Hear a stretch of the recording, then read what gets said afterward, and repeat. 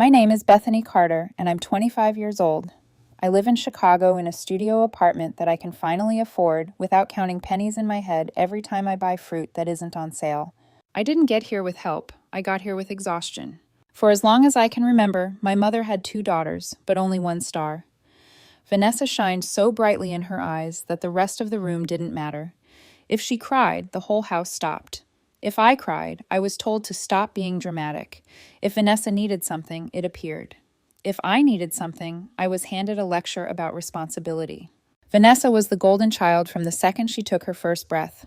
Private school, paid in full, a brand new Honda Civic on her 16th birthday, complete with a red bow like we were in a commercial, a smooth ride through Boston University without working a single shift, without ever having to wonder if her card would decline. Meanwhile, I did community college in Chicago while working overnight shifts at a logistics warehouse. I learned how to stay awake on fluorescent lights and caffeine, how to write a paper with hands that shook from fatigue. I learned how to smile at people who had never met my mother, but somehow sounded like her when they said things like, "You're so mature for your age."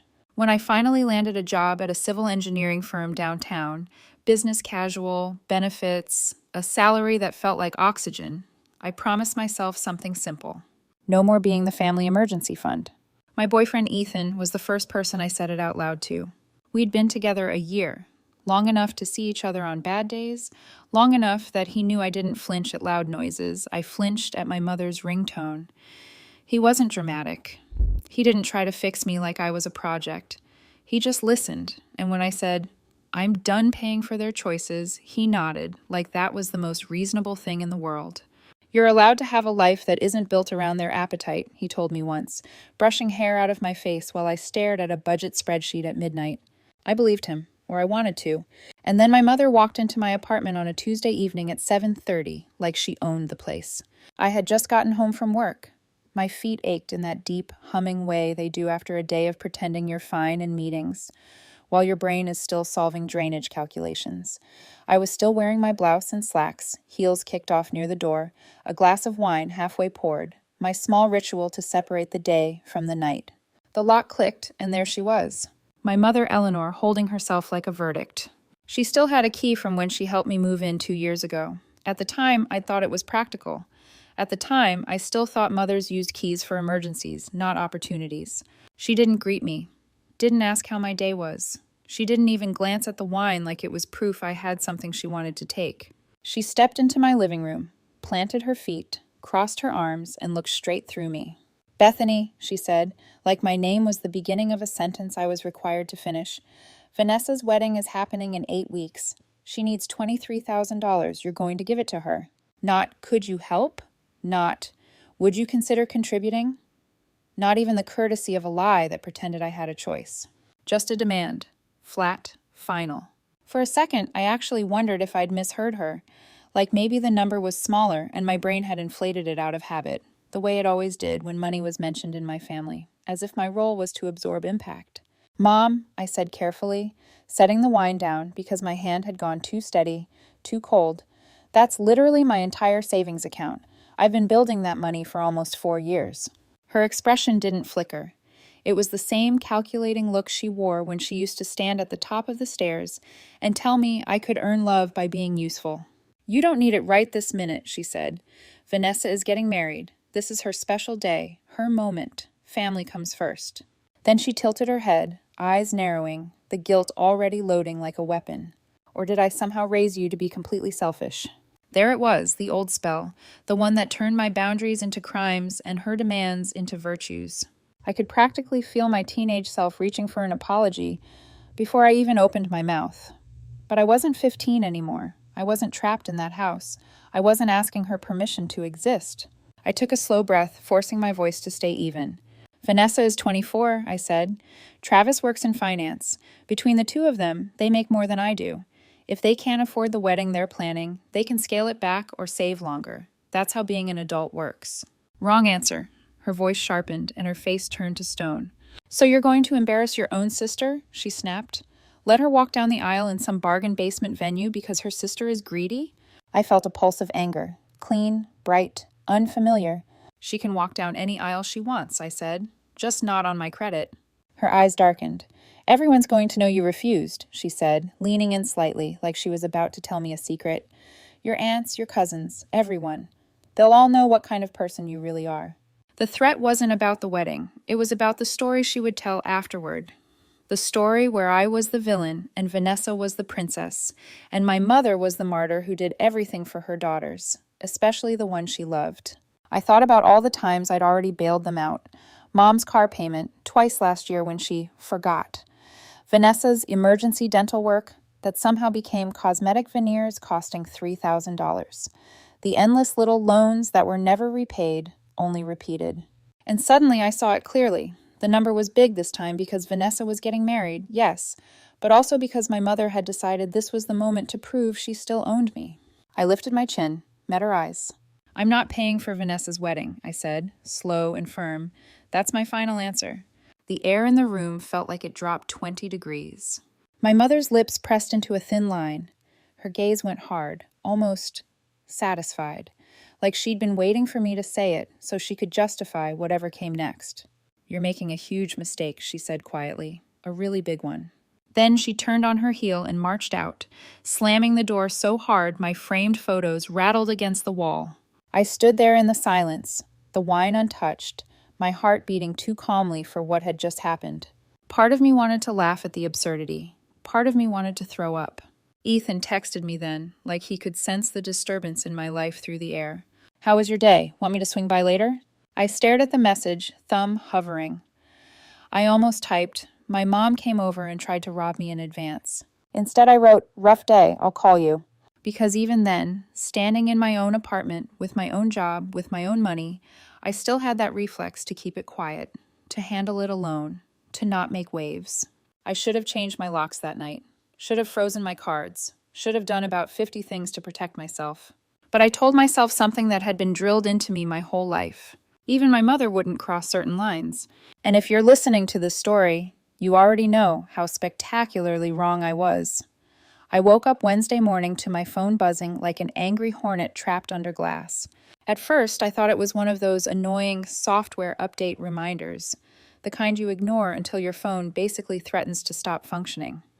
I reached for it half asleep, squinting at the screen, and then the words snapped me fully awake in one violent second. 3 missed calls from my bank's fraud prevention department. 4 text alerts. My stomach dropped so hard it felt like it left my body and hit the floor before I did. I sat up too fast, the blanket sliding off my legs, my pulse already sprinting. My thumb hovered over the notifications, and I had this strange, stupid thought. Maybe it's a mistake. Maybe someone typed the wrong number. Maybe I'm about to open this and it'll be nothing. But I already knew. Because the night before, my mother had looked me in the eye and told me I was making a huge mistake. And my mother never said that unless she'd already decided what she was going to do next. My hands were shaking so badly I nearly fumbled my passcode as I opened my banking app. And there it was, clean, clinical, cruel. My available credit had cratered. Not lowered, not dented, not a suspicious charge for $14.99. Cratered. A wall of pending charges stared back at me like a list of sins. Nearly $23,000, overnight. My checking account balance was untouched, thank God, but my credit card maxed out like someone had taken a blowtorch to my financial life. I scrolled, breath coming short. The transaction history made me feel physically ill. Wedding venue deposit in $7,000. Catering down payment, $6,500. Photography and videography package, $4,200. High-end florist, $2,800.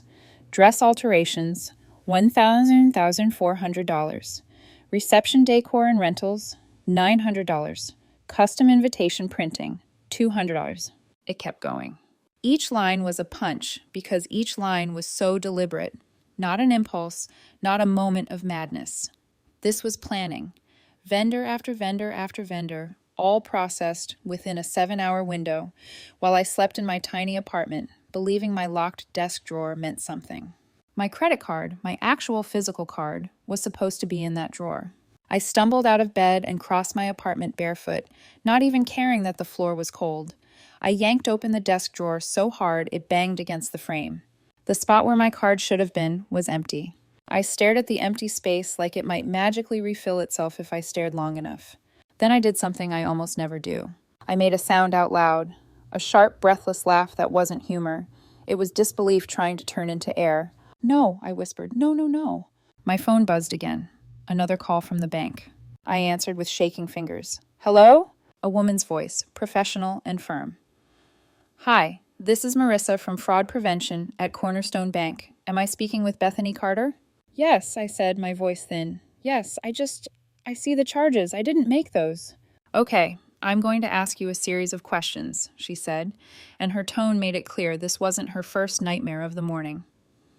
Do you recognize any of the merchants? I swallowed. They're wedding vendors. All right, she said, typing. Do you have your card in your possession?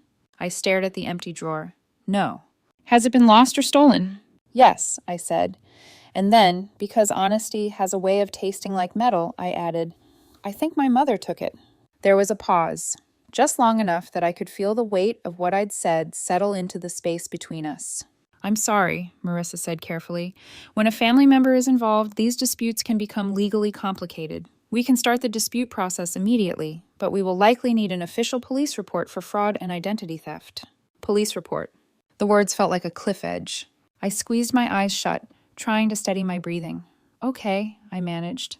Tell me what to do. She walked me through it. Report the card stolen, dispute every charge, document everything. Her voice stayed calm, but underneath I could hear it. The reality. This wasn't a talk it out at Thanksgiving situation. This was felony territory. When I hung up, I sat on the edge of my bed, phone in my lap, staring at the wall. My own mother had walked into my home, taken my credit card, and spent nearly my entire savings worth of credit to fund my sister's wedding. Not asked. Not borrowed. Stolen. The anger came next, slow at first, like heat rising under my skin. It wasn't explosive yet. It was controlled. It was the kind of anger that learns your enemy and takes notes. I called my mother. She picked up on the second ring, sounding disgustingly cheerful, like she'd just finished watering plants, not committing multiple crimes. Good morning, sweetie, she sang. I hope you've had some time to think rationally about... You stole my credit card, I cut in. Silence. Then, in that patronizing tone she'd perfected over decades, she said, Oh, Bethany, don't be so dramatic. I didn't steal anything. I simply handled the situation since you were being stubborn and unreasonable. My fingers tightened around the phone. You charged $23,000 on my card, without permission. You'll thank me later, she said breezily, when you see how beautiful Vanessa's wedding turns out. I felt my mouth go dry. The audacity wasn't even the worst part. The worst part was that she didn't deny it. She didn't flinch. She acted like she'd done me a favor by robbing me. I want my card back immediately, I said, forcing each word to land like a nail, and you're going to cancel every single one of those charges. She laughed. Actually laughed. Bethany, honey, it's already processed, she said. The deposits are non-refundable. Just accept reality and move on with your life. I stared at my window, at the gray Chicago morning, and something inside me clicked into place. Besides, she continued, voice sharpening with a smug edge, what are you honestly going to do? Call the police on your own mother? Make yourself look like a horrible person? There it was. The whole plan. She wasn't just stealing. She was banking on the leash she'd wrapped around me since childhood. She thought I'd be too afraid of looking bad to do anything about it. I took a slow breath, and my voice went colder than I'd ever heard it. Actually, I said, you have exactly 24 hours to return every penny, or I'm filing an official police report for credit card fraud and identity theft. There was a sharp inhale on the other end. You wouldn't dare, she hissed. I didn't argue, I didn't plead, I didn't explain. I hung up. My hands were still shaking, but now it wasn't panic. Now it was adrenaline. Ethan called me right then, like the universe was mocking me with timing. Hey, he said, voice warm, a little sleepy. You okay? For a second, I almost pretended I was fine. Habit. But the empty desk drawer was still open. The bank alerts were still glaring on my screen. The charges were still pending like a countdown. My mom did something, I said quietly. Something really bad. There was a pause, then his tone sharpened with concern. Bethany, tell me. So I did. I told him everything. Her demand, my refusal, the fraud alerts, the vendor list, the phone call where she practically confessed like it was a normal Wednesday. When I finished, Ethan exhaled slowly. Okay, he said. Listen to me. You're not crazy. You're not overreacting. This is theft. I know, I whispered, and it hit me then. Hearing someone else say it made it real. You're going to the police, he said. It wasn't a question. And I'm coming over. You shouldn't do this alone. I stared at the wall again, and my eyes burned. Not with tears, not yet, but with something close. She thinks I won't, I said. She thinks I'll fold. Then don't, Ethan said, voice steady. You draw your line, you hold it. I ended the call, and I did exactly what the bank told me to do. I reported the card stolen. I disputed every charge as fraudulent and unauthorized. I saved screenshots. I started a folder on my laptop titled Evidence, because at that moment, I realized something that made me feel both sick and weirdly calm. This wasn't a family argument. This was a case. And if my mother wanted to gamble on me staying quiet, she'd made one fatal mistake. She'd assumed I was still the girl she raised. She didn't know the woman I'd become. By the time Thursday morning rolled around, I hadn't slept more than maybe 90 minutes. Not because I was spiraling, though there was plenty of that, but because my brain had shifted into a strange, hyper-focused mode, the kind that kicks in when something finally snaps and survival takes over. I wasn't crying anymore. I wasn't pacing. I was organizing. I printed everything. Bank statements showing every single charge, screenshots of the fraud alerts, a written timeline starting from Tuesday night when my mother walked into my apartment like she owned it. I even wrote down the exact words she'd said on the phone. I didn't steal anything. I handled the situation. Seeing it all laid out in black and white did something unexpected. It stripped away the last shred of doubt. This wasn't about hurt feelings. This wasn't about family conflict. This was a crime, committed methodically, with confidence, by someone who believed I would never fight back. Ethan drove me to the police station downtown. He didn't try to talk the whole way. He just stayed close, his hand warm against mine at red lights, grounding me in a way that felt almost unreal. You don't have to be strong in there, he said as we parked. Just be honest.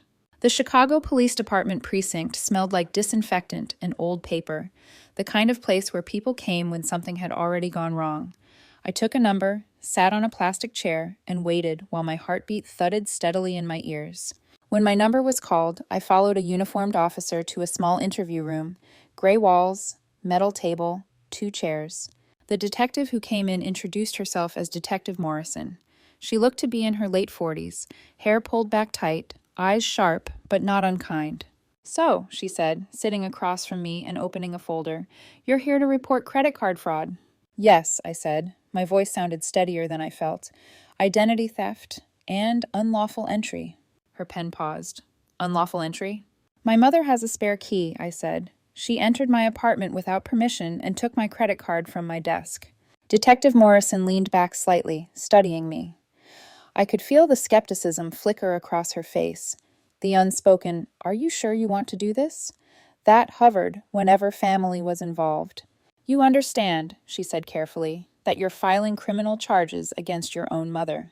Yes, I said without hesitation. I do. She nodded once, then gestured toward the stack of papers I'd brought. All right, let's go through what you've got. I slid the documents across the table. As she flipped through them, I watched her expression change, not dramatically, but subtly. The kind of shift that happens when a story stops sounding emotional and starts sounding factual. These charges, she said, tapping the list, were all made within a 7-hour window. Yes, I said, while I was asleep. And you did not authorize any of them. No. She scribbled a note. Did your mother admit to using your card? Yes, I said, on a phone call. She said she handled the situation. Detective Morrison looked up. Do you have that recorded? I don't, I admitted, but I documented the call immediately after. Date, time, summary. She nodded again. That helps. Then I took a breath and said the part that tipped everything. I also have security footage. Her pen froze. From my apartment building, I continued. I requested it yesterday morning. I pulled out my phone, opened the file, and slid it across the table. The footage was grainy, but unmistakable. There was my mother, Eleanor Carter, walking into my building at 2:15 a.m., using her key to access the lobby. The timestamp glowed in the corner of the screen like a quiet accusation. Another clip showed her unlocking my apartment door, disappearing inside. 43 minutes later, she emerged. She was carrying her small designer purse, the one she always took to brunch, the one she didn't bring with her on Tuesday night. Detective Morrison watched the video twice. When she finally looked up at me, Her expression had hardened into something serious. "This is substantial evidence, she said. "With this footage and the financial records, we can absolutely move forward." A strange calm settled over me. "Good." She studied me for a long moment. "I need to ask you something," she said. "Are you prepared for the fallout? Because there will be fallout. Family backlash. Pressure to recant. People telling you this isn't worth it." I thought of my mother's voice on the phone. The confidence. The dare. "I'm prepared," I said. "That's actually part of why I'm doing this." She nodded slowly. "All right, we'll file the report." As she started typing, my phone buzzed in my pocket, over and over. I didn't need to look to know who it was. Vanessa. When I finally checked it outside the precinct, the screen was a wall of text messages. "How could you do this to me? My wedding is in 7 weeks. Everyone's going to know what a selfish witch you are. You're ruining my life. I hope you're happy." Then the last one. "You're dead to me." I stared at it for a moment, then took screenshots and saved them to my evidence folder. If she wanted to be dramatic, I could be thorough. That afternoon, the calls started. First my Aunt Laura, then Uncle Gregory, then a cousin I hadn't spoken to in 3 years. Every single conversation followed the same script. "Your mother is beside herself. This is tearing the family apart. Can't you all just talk it out like adults? Think about Vanessa's wedding." Not one of them said what she did was wrong. Not one. Uncle Gregory's call hit the hardest. He'd always been the reasonable one, the quiet mediator. "Bethany," he said, sighing heavily, "I'm not saying what your mother did was right, but is this really worth destroying the family?" I leaned against my kitchen counter, phone pressed to my ear. "She broke into my apartment and stole my credit card." I know, he said quickly, "but calling the police, that's a nuclear option." "No," I said, "stealing $23,000 is the nuclear option. I'm just responding." There was a long pause. "Your mother says she's going to fight this," he added. "She says she has resources." That word sent a chill down my spine. Resources meant lawyers, and lawyers meant money, which was exactly why, after I hung up, I made one more call to my father. He answered on the first ring. "Bethany," he said, concern already in his voice. "What's wrong?" "Dad," I said, closing my eyes, "I need to ask you something about Grandpa Harrison's estate, the trust, the clause you warned me about." There was a beat of silence on the line. Then he said quietly, "What did your mother do?" And in that moment, I knew 2 things for certain. First, I was done protecting people who would never protect me. And second, my grandfather had seen this coming long before I ever did. My father didn't interrupt me once while I told him everything. Not when I explained how Mom had walked into my apartment like a landlord. Not when I described the charges, the phone call, the laughter on the other end of the line. Not even when I told him I'd filed a police report and handed over security footage. He just listened. And when I finally ran out of words, there was a long silence on the line. Thick, heavy, familiar. "I warned her," he said quietly. I closed my eyes. "You did." "I warned her years ago," he continued, "after the divorce, after I found out how long she'd been siphoning money from our joint accounts. I told her one day she'd go too far, that she'd aim it at you." That part landed harder than I expected. "You knew?" I asked. "I suspected," he said gently. "Not this exact thing, but the pattern. You were always convenient, reliable. You didn't push back. That made you dangerous to yourself." I swallowed. "I'm pushing back now." "I know," he said, "and I'm proud of you for it." The words loosened something in my chest I hadn't realized was clenched. "About the trust," I said. "You mentioned once that Grandpa put in some kind of protection clause." My father exhaled slowly. "He did, and it's very specific."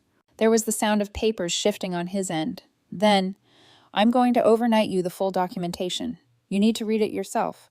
But yes, if a beneficiary is convicted of fraud, theft, or financial crimes against another family member, they forfeit their entire share."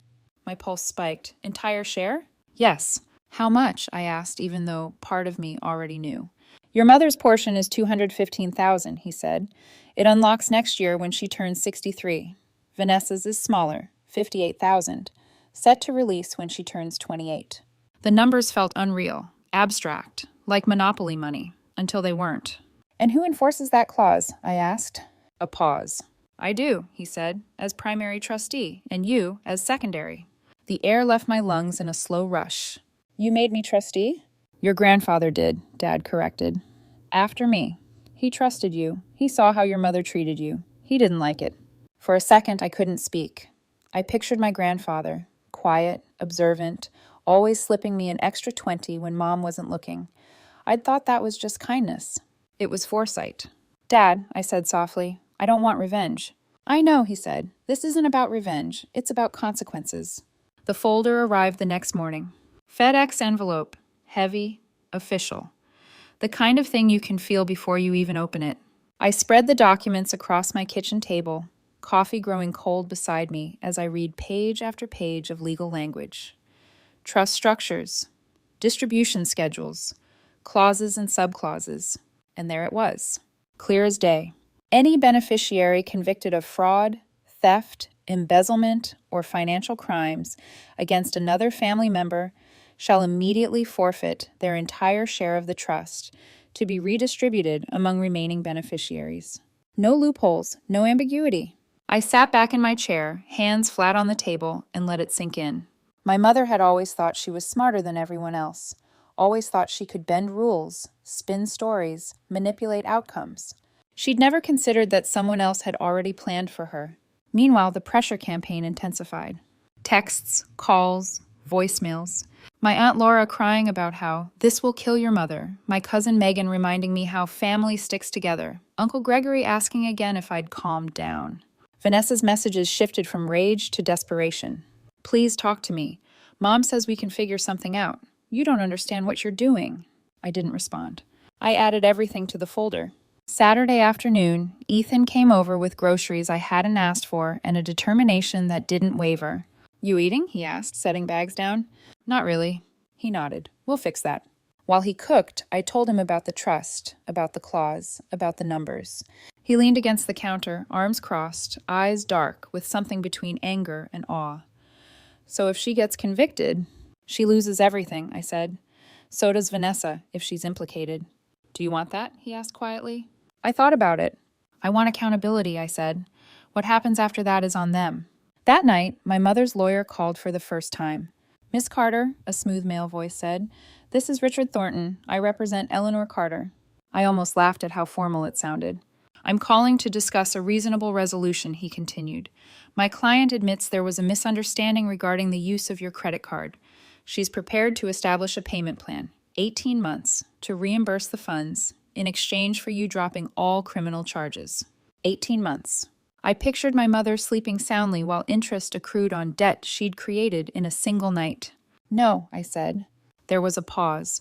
Then his tone sharpened. "Miss Carter, pursuing criminal charges against your own mother will permanently damage your family relationships. Is that really worth $23,000? "Yes," I said flatly, "and it's not about the money." Silence. "I would advise you to reconsider," he said. "We'll be mounting an aggressive defense." "I'm counting on it," I replied, and hung up. After that, the calls exploded. Family members I barely knew suddenly cared deeply about my mental state, about forgiveness, about weddings and appearances. Not one asked how I was doing. Sunday evening, I sat on my couch, phone face down, exhaustion settling into my bones. Ethan sat beside me, quiet. "They're scared," he said eventually. "Of what?" "Of what happens when the person who always pays stops paying." I looked at the dark screen of my phone, at the life I was actively dismantling just by refusing to stay silent. "I'm not trying to destroy them," I said. "I know," he said. "You're just not saving them anymore." And for the first time since this started, I felt something close to relief.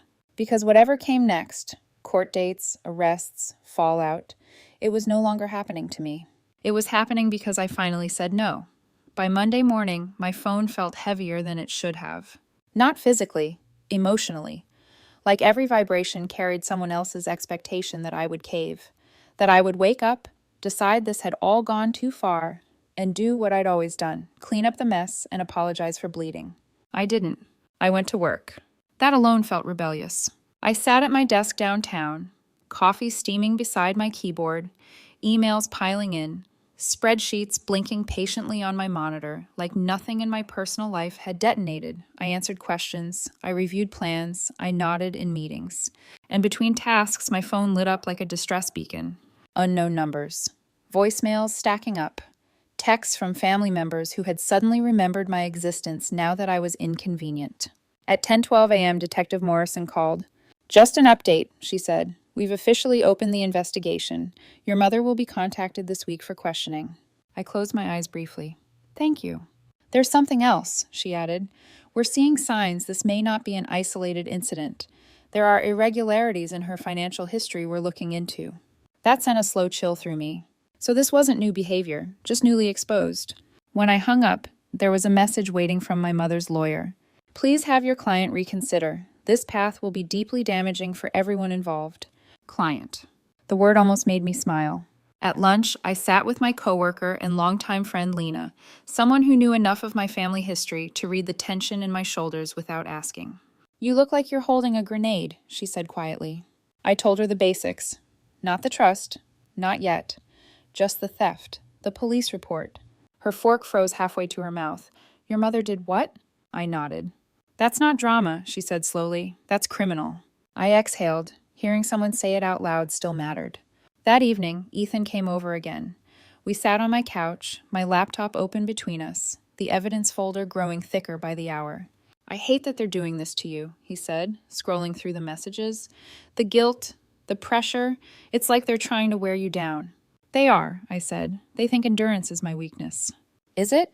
I thought about it, about all the nights I'd stayed up worrying, all the times I'd said yes because saying no felt harder. It used to be, I said, not anymore. As if summoned by the words, my phone rang. Unknown number. I answered. Hello? Bethany, my Aunt Laura said, her voice already trembling. Please tell me this isn't as bad as it sounds. It's exactly as bad as it sounds, I replied. She's your mother, she said. She made a mistake. She committed fraud, I said calmly, and broke into my apartment. Laura sniffed. Do you have any idea what this is doing to the family? I looked around my apartment, the life I'd built quietly, carefully, without their help. Yes, I said, I do. After I hung up, Ethan took my phone gently from my hand and set it face down. Enough for tonight, he said. But the night wasn't done with me yet.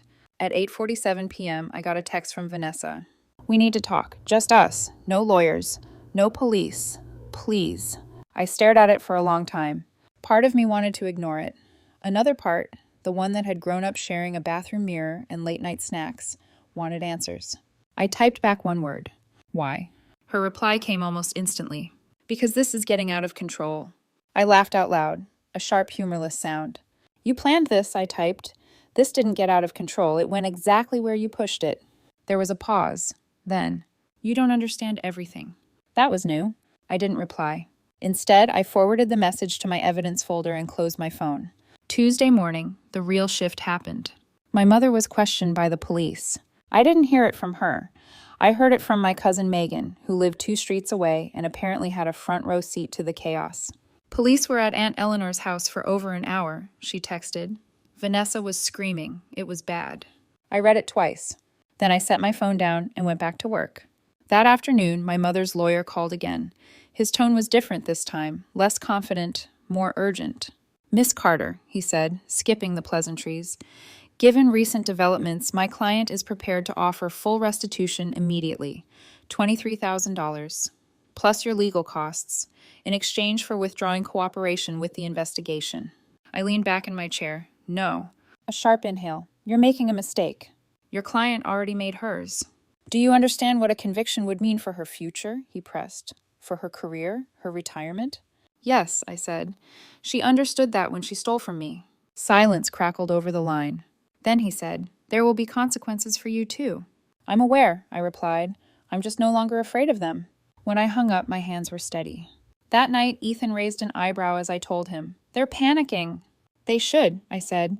But even as I said it, I felt something shifting. Not triumph, not satisfaction. Anticipation. Because I could feel it. Something was about to surface. Something they hadn't planned for. Something that would fracture the story they were telling everyone else. And I didn't have to wait long. Friday afternoon, exactly 1 week after my credit card had been drained, my phone rang again. This time, it was a number I recognized from Vanessa's engagement announcement. Travis, her fiancé. I stared at the screen, heart ticking up a notch. I answered. Bethany, he said. His voice was strained, tight with nerves. We need to talk. Can we meet? Just the two of us. Something in his tone told me this wasn't about damage control. It was about truth. Yes, I said, we can meet. After I hung up, Ethan looked at me closely. You okay? I think, I said slowly, the story's about to change. And for the first time since this all began, I felt a flicker of something unexpected. Not fear. Leverage.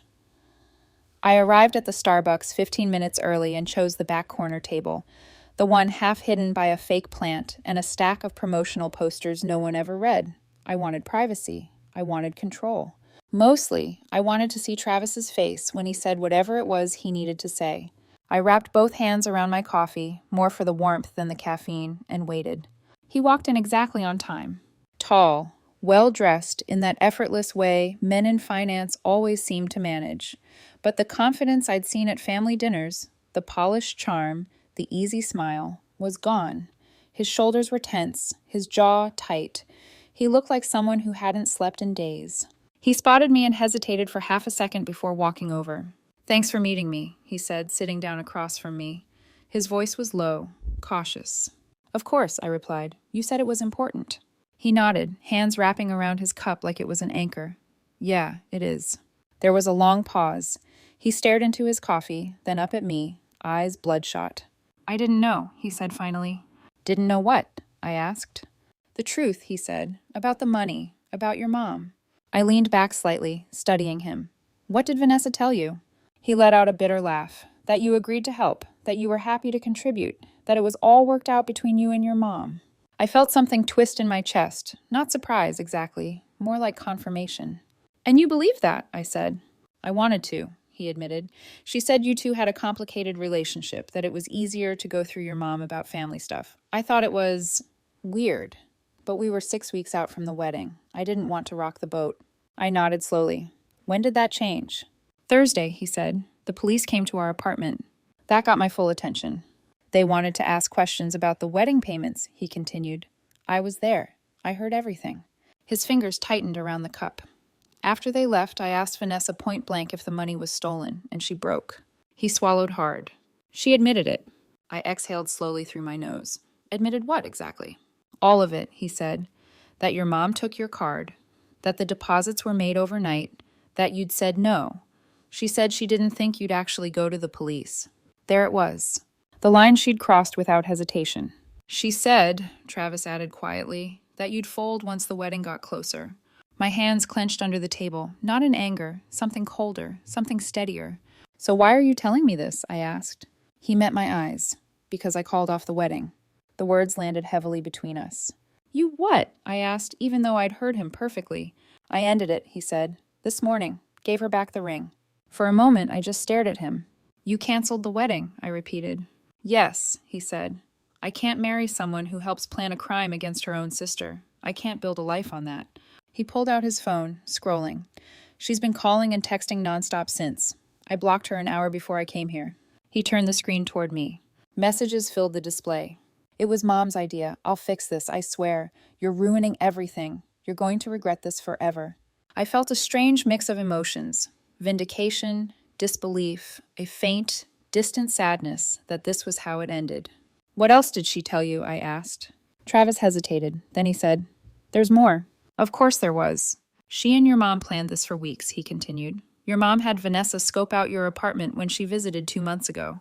Figure out where you kept your wallet, your documents. My stomach turned. Vanessa suggested hitting the account at night, he said quietly, when you'd be asleep, less likely to notice right away. I stared at the table, my coffee forgotten. So she wasn't just a beneficiary, I said. She was an accomplice. Yes, he said, actively. I looked up. Do you have proof? He nodded and unlocked his phone again. This time, he pulled up screenshots. Text messages between Vanessa and my mother. Detailed plans, timelines, vendor priorities. Even one message that made my chest tighten painfully. Beth's too passive to actually follow through. She'll cave once the wedding gets closer. I felt something inside me go very still. Can you send these to me? I asked. They're already emailed, he said. I figured the police would want them. We sat in silence for a moment. Then I asked, Why are you really here, Travis? He didn't hesitate. Because I want you to know you're not crazy, and not everyone in your family is against you. I studied him, this man who had just walked away from his future because he refused to excuse what they'd done. Thank you, I said quietly. He nodded. For what it's worth, I'm sorry about all of this. When we stood to leave, he shook my hand firmly. Take care of yourself, Bethany. You too, I said. I watched him walk out, shoulders straighter than when he'd come in. Then I pulled out my phone and forwarded every screenshot to Detective Morrison. She called me 20 minutes later. These messages change things significantly, she said. If your sister knowingly helped plan the fraud, we can charge her as an accomplice. I didn't hesitate. Charge her, I said. When I hung up, I sat back in my chair, heart pounding, not with fear, but with clarity. Vanessa hadn't just taken advantage of me. She'd bet against me. And she was about to lose. The fallout was immediate. It didn't trickle in. It detonated. By Monday morning, Detective Morrison had already brought Vanessa in for formal questioning. I didn't witness it, but I didn't need to. I could hear it in the tone of the voicemail Morrison left me. Measured, professional, but charged with momentum. We have enough, she said. Based on the messages you provided, your sister knowingly participated in planning the fraud. The prosecutor is moving forward. 2 hours later, my phone became unusable. Texts poured in faster than I could read them. Missed calls stacked so high they blurred together. Family group chats I'd muted years ago suddenly roared back to life, my name bouncing through them like a live wire. You let them arrest her. She's just a kid. How could you do this to your own sister? This is on you. I stared at the screen, strangely calm. I didn't let anyone arrest her. She let herself get arrested when she decided I was expendable. That afternoon, Detective Morrison called again. Vanessa was officially arrested as an accomplice, she said. Your mother's been charged with credit card fraud, identity theft, and felony theft. I sat down on the edge of my bed, letting the words settle. What happens now? I asked. The prosecutor's office is reviewing everything, she replied. Given the evidence, they're both facing significant penalties. Jail time is on the table. I closed my eyes. Not because I felt bad. Because this was the moment where the story my mother had been telling herself finally collapsed. By evening, my mother's lawyer called again. His voice was completely different now. Gone was the smug confidence. Gone was the thinly veiled threat. What replaced it sounded like panic wrapped in professionalism. Miss Carter, he said quickly, given recent developments, my client would like to revisit the possibility of a resolution. I leaned back against my couch. You already made an offer. Yes, he said, but circumstances have changed. No kidding. He cleared his throat. My client is now prepared to return the full $23,000 immediately. And? I asked. And cover all of your legal expenses, he added, in exchange for you withdrawing your cooperation with the prosecution. I laughed. I couldn't help it. That's not how this works, I said. This isn't a customer service dispute. This is criminal. Miss Carter, he said sharply, you need to understand the gravity of this situation. Your mother could face 2 to 5 years if this goes to trial. Yes, I said, I understand. Is that really what you want? He pressed. I thought about my mother standing in my apartment, arms crossed, telling me I was selfish. I thought about her laughter on the phone, about Vanessa's text calling me passive. I want accountability, I said, whatever that looks like. He exhaled heavily. Then I need to inform you that this will get very ugly. I'm counting on it, I replied, and hung up. That night, Ethan came over with takeout and a quiet kind of steadiness that felt like oxygen. They're unraveling, he said after I filled him in. They are, I agreed, and they're mad at me for not holding them together. He studied my face. Are you okay? I considered the question carefully. I'm not happy, I said, but I'm not afraid anymore. That mattered. Tuesday was worse. Vanessa's arrest became public within the family. Then beyond it. Friends, distant relatives, people who hadn't spoken to me in years suddenly had opinions. Some begged, some accused, some tried to manipulate. You've already made your point. She's lost enough. You don't need to ruin their lives. I ignored all of it. Wednesday morning, the prosecutor's office called Detective Morrison with an update, and she relayed it to me. They're offering a plea deal, she said. I closed my eyes, heart thudding once. What kind? Probation, community service, mandatory counseling, full restitution, permanent criminal records, but no jail time if they cooperate fully. I was quiet. There's a catch, she added. I opened my eyes. Of course there is. They have to allocute in open court, Morrison said. They have to admit exactly what they did on the record. No minimizing, no excuses. I pictured my mother, proud, defensive, obsessed with appearances, being forced to tell the truth in front of strangers. When do they have to decide? I asked. End of business Friday, she said. Otherwise this goes to trial. I thanked her and hung up. Then I waited. The calls started that evening. First my mother. I let it go to voicemail. She called again. And again. On the fifth call, she left a message. Her voice was shaking, unrecognizable. "Bethany, please," she said. "Please pick up. The lawyer says we should take the plea deal, but that means admitting everything in court. Everyone will know. There has to be another way." I stared at the voicemail, thumb hovering. I didn't respond. An hour later, Vanessa called from a number I didn't recognize, probably borrowed. I let it go to voicemail, too. Her voice cracked as soon as she spoke. "Bethany, it's me. Please don't do this. Travis left me. The wedding's canceled. Everyone knows. I've lost everything." I felt something then, not guilt, not sympathy. Recognition. This was the moment she finally understood what no one was there to save her. "I'll pay you back," she sobbed. "I'll get a job. I'll do whatever it takes. Just don't make us go through with this." I replayed the message once. Then I remembered the text she'd sent my mother. "She'll cave." I deleted the voicemail without replying. Friday arrived like a held breath. At 4:58 p.m., Detective Morrison called. "They've accepted the plea deal," she said. "Court date is Monday morning." I leaned back against my chair, staring at the ceiling. "Thank you," I said. After I hung up, I sat in silence. No celebration, no victory lap. Just a quiet, steady sense that something irreversible had happened. My mother and sister had spent years teaching me that consequences were optional. If you cried hard enough, manipulated long enough, leaned on the right person, Monday would prove them wrong. And whether they admitted it or not, they knew it. Because for the first time in my life, I wasn't negotiating. I was done. Monday morning arrived colder than it should have. Not in temperature, though Chicago wasn't gentle that week, but in feeling.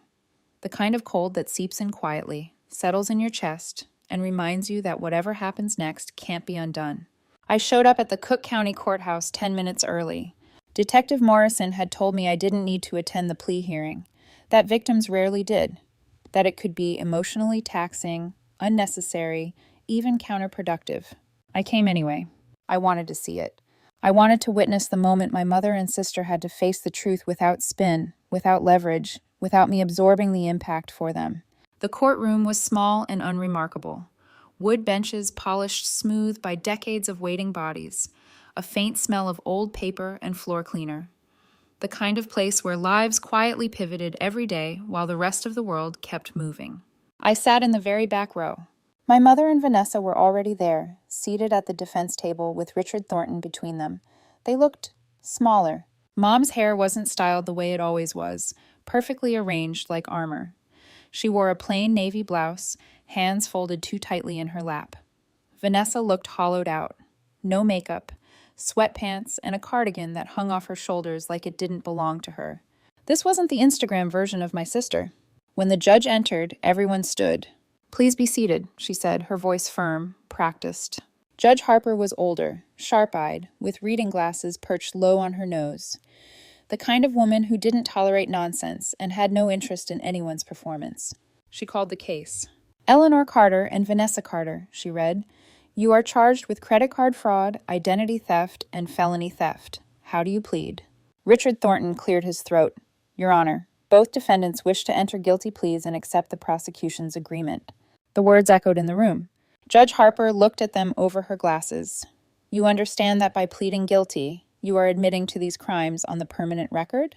"Yes, Your Honor," my mother said. Her voice was barely audible. Vanessa nodded, lips pressed together, eyes already glossy. Judge Harper tapped her pen once. "Very well. Before I accept these pleas, I require allocution." She leaned forward slightly. "Mrs. Carter," she said, "tell me exactly what you did." The silence that followed felt heavy enough to bend. My mother's shoulders shook once. She took a breath that sounded like it hurt. "I entered my daughter's apartment without her permission," she said, staring at the table. "I took her credit card from her desk drawer." My stomach tightened, but I didn't look away. "I used it to make charges totaling $23,000, she continued, "for my other daughter's wedding expenses." Judge Harper didn't interrupt. "I did this knowing she had explicitly refused to give me the money," Mom finished.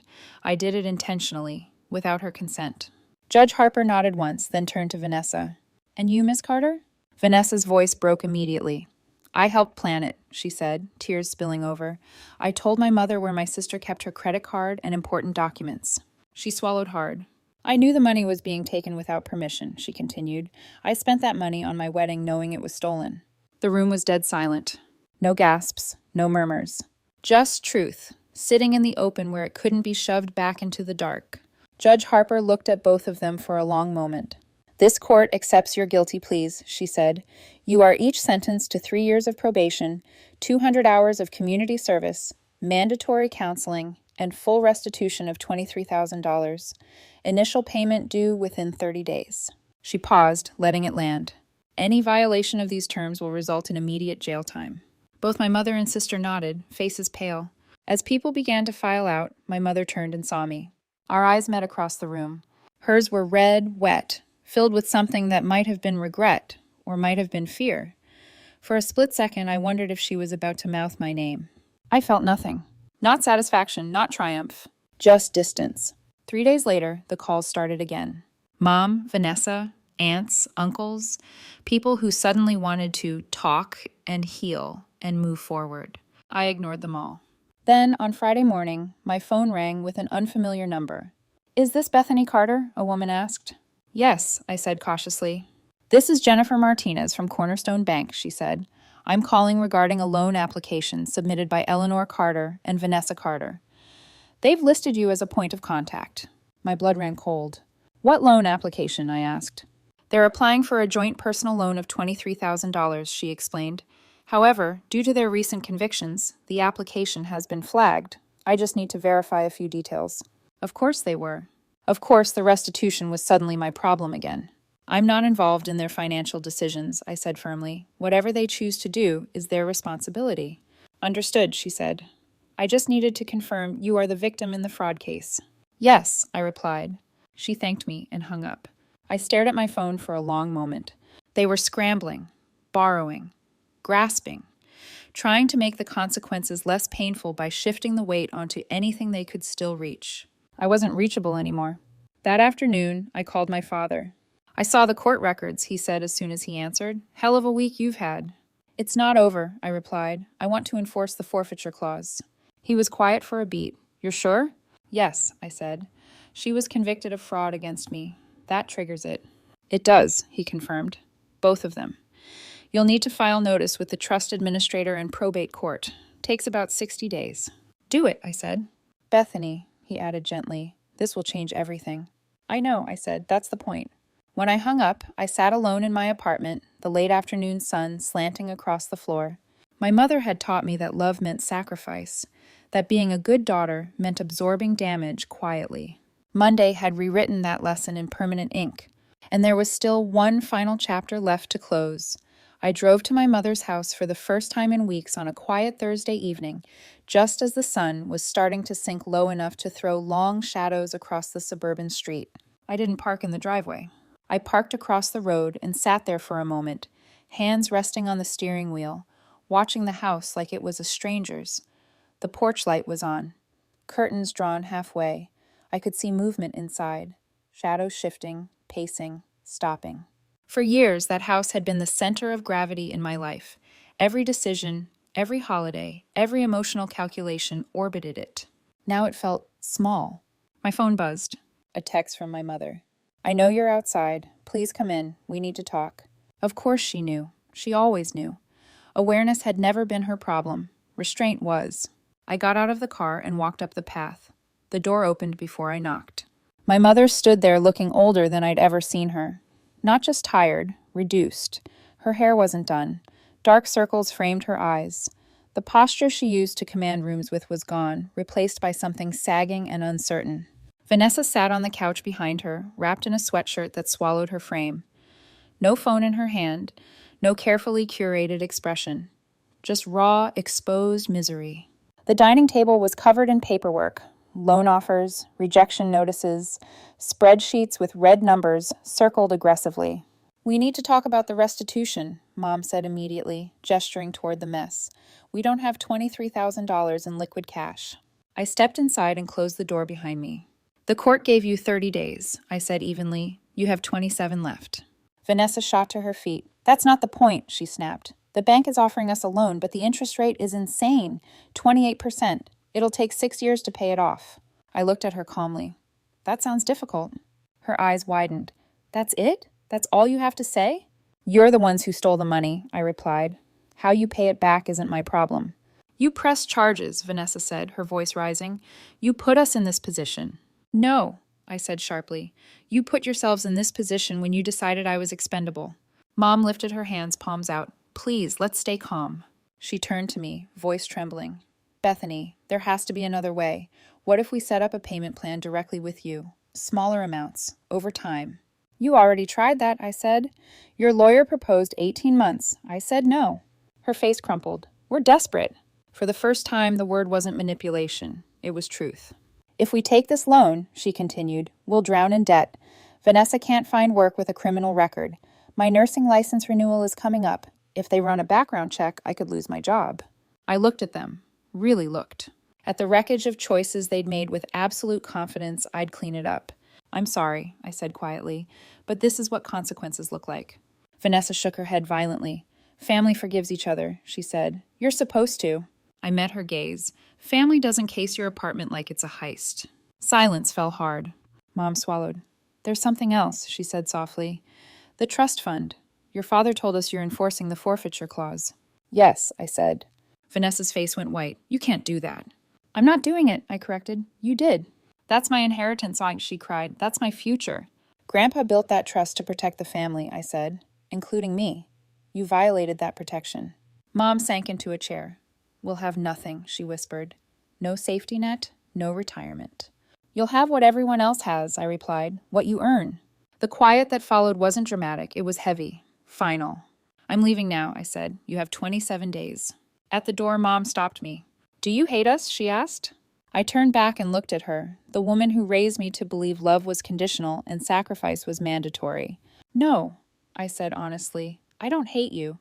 I just don't trust you, and I don't know if I ever will. I walked out. 4 weeks later, the restitution hit my account on the last possible day. $23,000.